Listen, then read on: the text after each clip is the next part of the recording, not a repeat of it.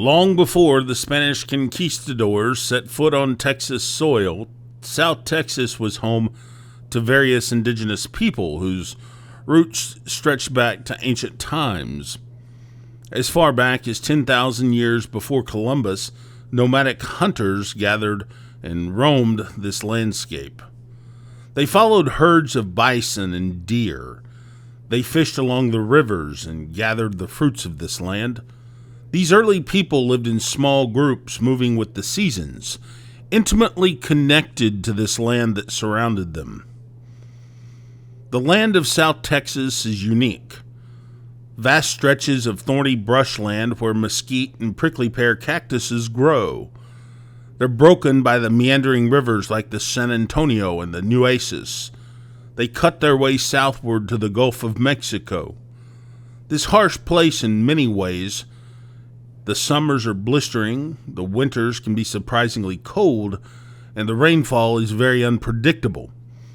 But for those who know how to live off this land, it was a place of abundance. This region's many rivers provided water, and the coastal plains to the southeast offered fertile hunting and fishing grounds. Around 10,000 years BCE, the Coatican peoples, whose ancestors lived in South Texas for millennia, were thriving. They knew how to live off the land's natural resources, gathering mesquite beans, prickly pear, and wild game. Though they left a few permanent structures, their presence has marked the land in subtle ways. Through the paths that they wore into the ground and the stories that they passed down from generation to generation, they still live on.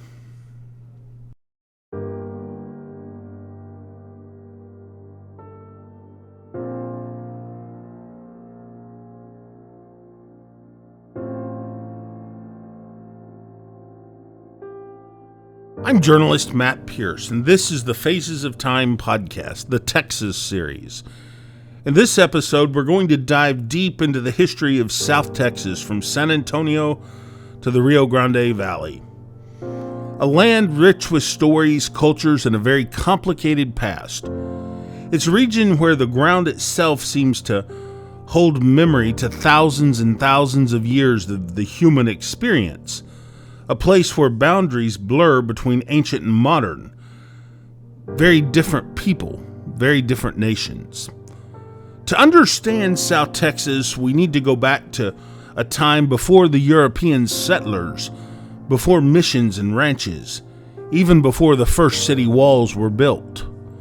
Our journey begins thousands of years ago in a time before history was even written, in the lands where people who called this place home were free.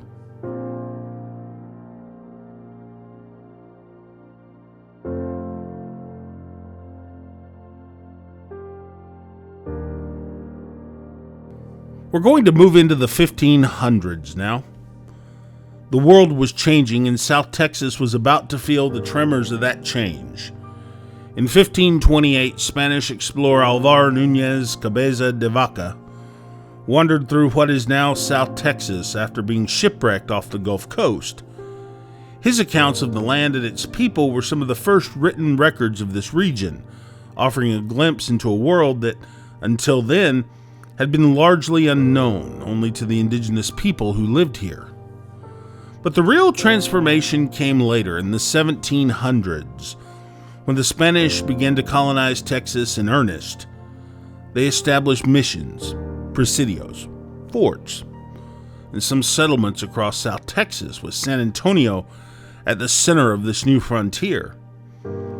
The Spanish had grand plans for this area. They were going to convert the native people to Christianity. They were going to claim the land for Spain. And they were going to, above all, create a new society that blended the Spanish and indigenous cultures.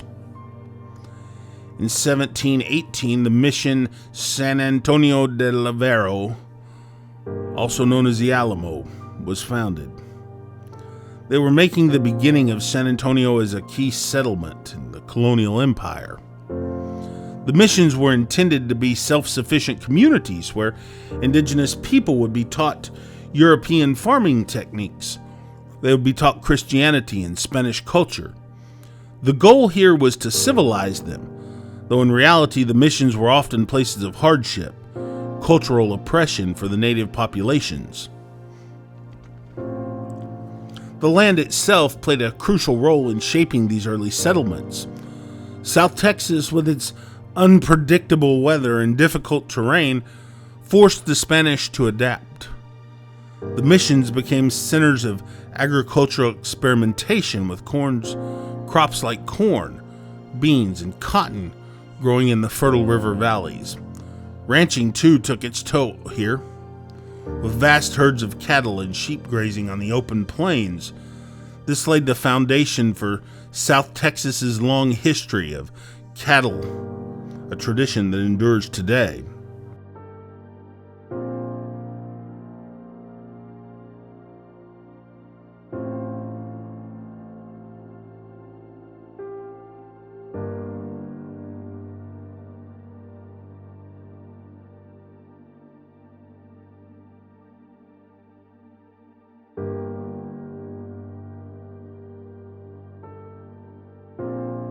In the 1800s, as Spain's grip on Texas weakened, Mexico took control.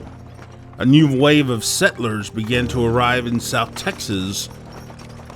As Texas won its independence from Mexico in 1836, the region saw an influx of immigrants from Europe, particularly Germany and Poland.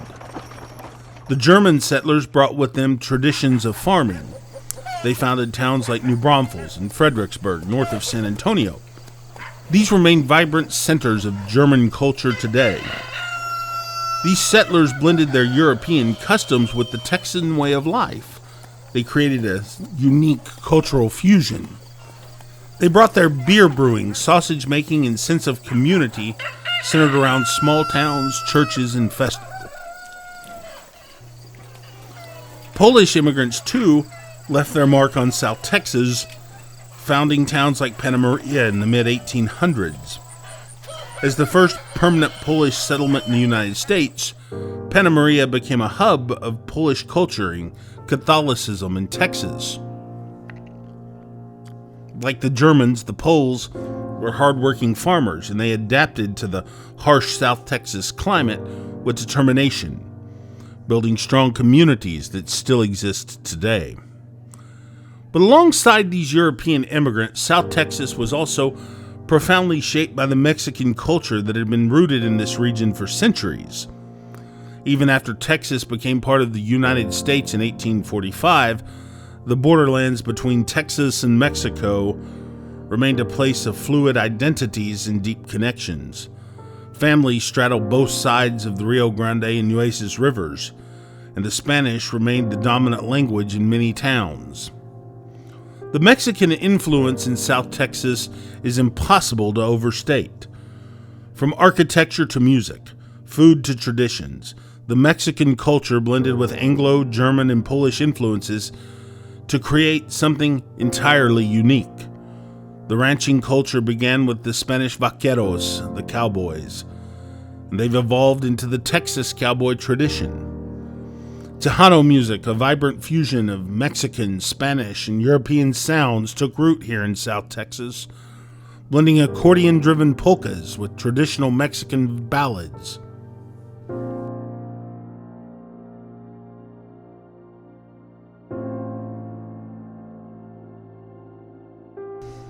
If you were to stand on the land today of South Texas near the mesquite-covered plains or along the banks of the Rio Grande, you'd feel the weight of the history beneath your feet.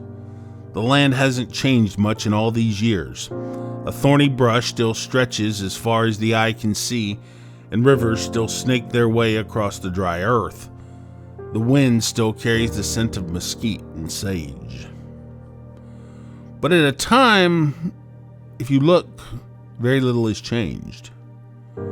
The cities have grown. San Antonio, once a remote frontier town, is now a sprawling metropolis.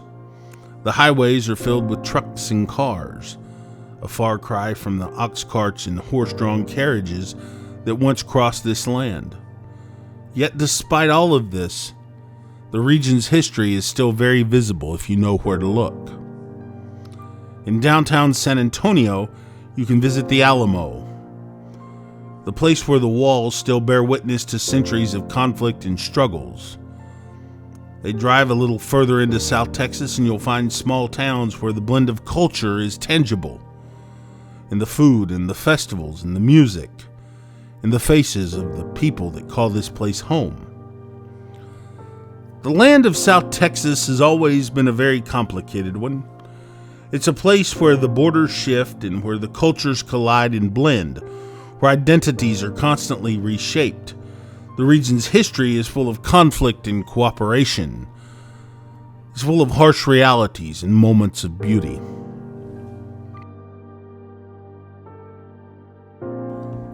As we look at South Texas today, we can see that in many ways. The complications of the past are still with us. This has always been a borderland, a place where different people meet, sometimes peacefully, sometimes violently. The tensions that played out between the Spanish, the Mexican, the indigenous, and the Europeans. These are all cultural clashes that in some way continue to echo in our region's politics, in our social structures, and in our communities. But there's something deeply enduring about South Texas. It's a place that has never been easy, yet people from all walks of life have made it their home, leaving their mark on this land and its culture. The blending of Mexican, German, and Polish and Spanish influences have created a region that is complex as it is beautiful. A place where the past and the present are always somehow intertwined, especially out of the big cities. So as you stand on this land, whether you're in the heart of San Antonio or a small town near the border, you're connected in some way to all that came before it. The history of South Texas is not just something that happened, it's still happening today. The cultural layers of this place are still being built, and while the world has changed in many ways, it's not all that different. Thank you for joining me on this journey through the past and the present of South Texas. I'm journalist Matt Pierce, and this has been the Phases of Time podcast, Texas. Stay with me as we explore more of these stories that shape Texas and continue to shape our world today.